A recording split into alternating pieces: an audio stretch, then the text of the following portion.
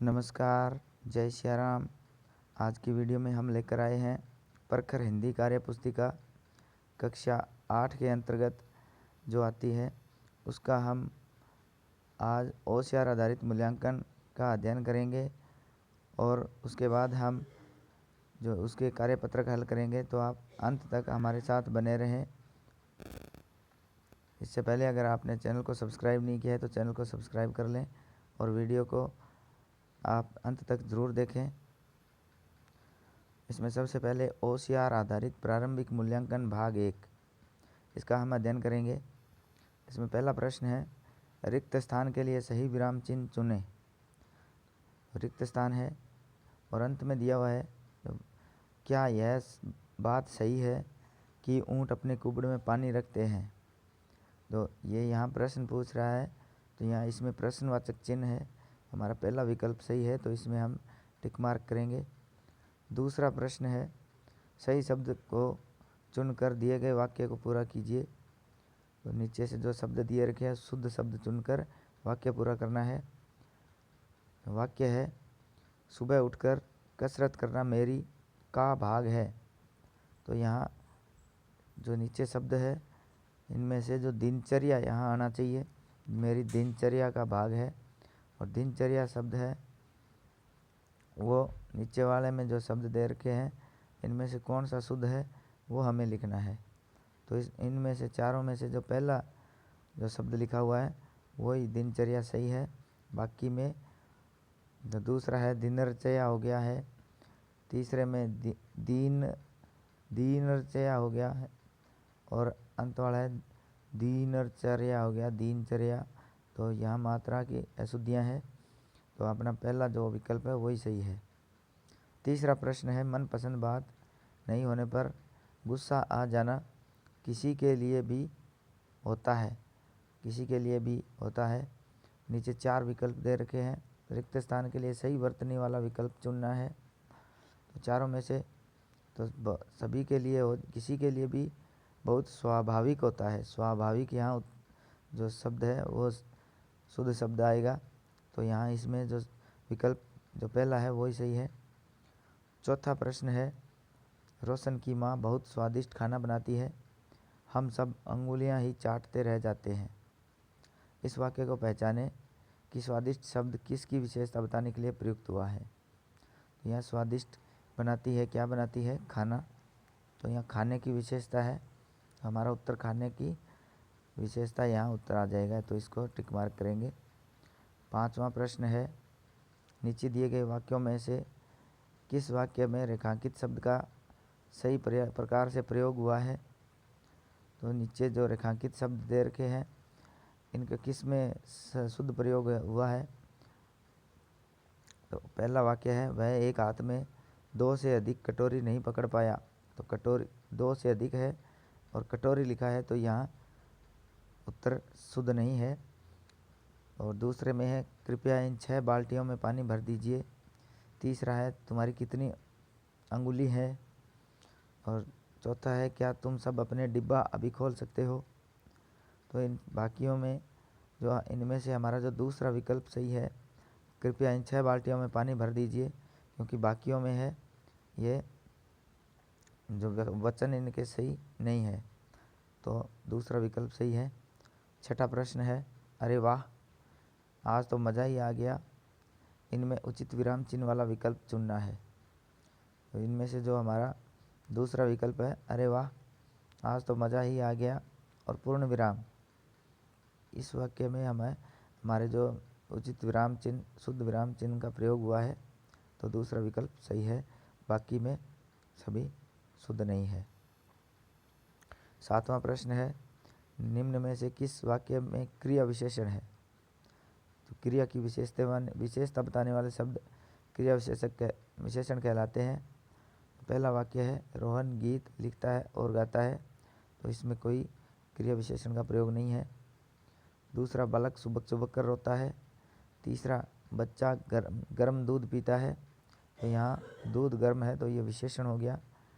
और चित्रा एक लंबा निबंध लिख रही है, तो निबंध लंबा है तो ये भी विशेषण है। क्रिया विशेषण यहाँ दूसरे में सही है, बालक सुबक सुबक कर रोता है। सुबक सुबक कर रोना रोने की विशेषता है। तो क्रिया विशेषण यहाँ हमारा 7वें में दूसरा सही है। 8वां प्रश्न है, निम्न में से शुद्ध वाक्य का चयन कीजिए। तो 4 वाक्य दे रखे हैं। पहला है उसने आपके लिए फल लाए हैं। दूसरा है उसने आपके लिए फल लाया है। तीसरा वह आपके लिए फल लाया है। और चौथा है वह आपके फल लाया है। तो इसमें से तीसरा विकल्प सही है, वह आपके लिए फल लाया है। बाकियों में सभी में त्रुटियां हैं। इसके बाद 9वां प्रश्न है, सेलेना एक विज्ञान की पाठ्यपुस्तक, टिंकल कॉमिक्स की श्रृंखला, एक क्रिकेट बैट, अंग्रेजी शब्दकोश और वीडियो गेम खरीदना चाहती है। इनमें से उसे महोत्सव में बिक्री के लिए क्या मिलने की संभावना नहीं है। तो आप में इनमें से जो शुद्ध सही उत्तर है वो आप हमें कमेंट बॉक्स में करके बताएंगे ABCD कौन सा शुद्ध है, क्योंकि आप यहाँ इसका उत्तर कमेंट बॉक्स में हमें बताना। 10वां प्रश्न है, अब मैंने यह काम अभी करना शुरू किया है, मैं इसे कल पूरा।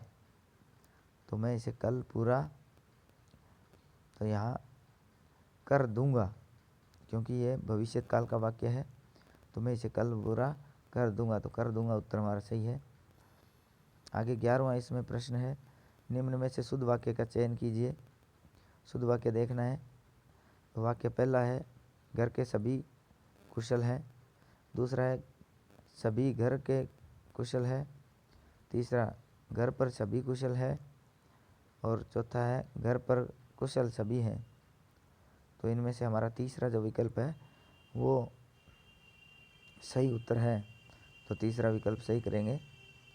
नेक्स्ट 12वां है प्रश्न, निम्न में से भविष्य काल का वाक्य बताइए। भविष्य काल का वाक्य बताना है। तो भविष्य काल जो आने वाला समय होता है वो भविष्य काल कहलाता है। और इसमें जो वाक्य के अंत में गा गे गी का प्रयोग होता है, जैसे इसमें दे रखा है। पहला वाक्य है मुझे सब काम अकेले करना होगा। दूसरा है मैं सब काम अकेले ही करता हूँ। तीसरा मैंने सब काम अकेले ही कर लिया है। चौथा मेरा सब काम हो गया है। तो यहाँ जो भविष्य काल का वाक्य है वो है मुझे सब काम अकेले ही करना होगा, क्योंकि ये करने होंगे। भविष्य काल का वाक्य है, तो पहला इसमें सही है। नेक्स्ट आगे वाला है, नीचे दिए गए गद्यांश को पढ़िए और प्रश्न 13 से 15 के उत्तर दीजिए। इस गद्यांश को पढ़ते हैं। मैं एक वृक्ष हूँ जो अपनी पीड़ा आपको बता रहा हूँ। किसी भी हरे भरे पेड़ को मत काटिए और न ही किसी को काटने दीजिए। यदि पेड़ पौधे नहीं होंगे तो बरसात नहीं होगी। बरसात नहीं होगी तो हमारे जल स्रोत सूख जाएंगे। अन्न पैदा नहीं होगा। हमें बचाओगे तो सृष्टि बचेगी। आप बचेंगे, हम सब बचेंगे। हमें काटते हैं तब हमें बहुत दर्द होता है। ये गद्यांश है। इसमें से प्रश्न आगे वाले प्रश्नों के उत्तर देने हैं। तो 13वां प्रश्न है, पेड़ पौधे नहीं होने पर क्या होगा। तो क्या होगा, बरसात नहीं होगी, जल स्रोत सूख जाएंगे, अन्न पैदा नहीं होगा, उपयुक्त सभी। तो इसमें हमारा उत्तर आएगा उपयुक्त सभी। तो इस पर टिक मार्किंग करेंगे। 14वां प्रश्न है, इस गद्यांश में अपनी पीड़ा बता रहा है। अपनी पीड़ा कौन बता रहा है। तो इसमें पेड़, बरसात, सृष्टि या अन्न। तो यहाँ एक पेड़ है, ये सबसे पहली लाइन में है कि मैं एक वृक्ष हूँ। तो पेड़ इसमें अपनी पीड़ा बता रहा है। नेक्स्ट 15वां प्रश्न है, यह गद्यांश विधा में लिखा गया है। कौन सी विधा में लिखा गया है।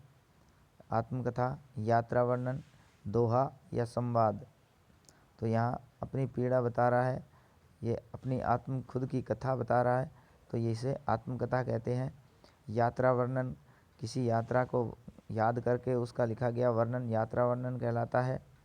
दोहा में जो उचित जो यति गति छंद का प्रयोग करते हुए जो 2 लाइनें लिखी जाती है, उसमें 2 ही लाइनें होती है, तो वो दोहा कहलाता है। संवाद, किसी के साथ जब हम बात करते हैं तो वो संवाद कहलाता है। तो इनमें से यह जो गद्यांश है वो एक आत्मकथा का है, क्योंकि यहाँ एक पेड़ है वो अपनी आत्मकथा बता रहा है, खुद की जो कहानी बता रहा है। तो इस वीडियो में इतना ही, और आपके कार्यपत्रक देखने के लिए हमारे साथ बने रहें। धन्यवाद।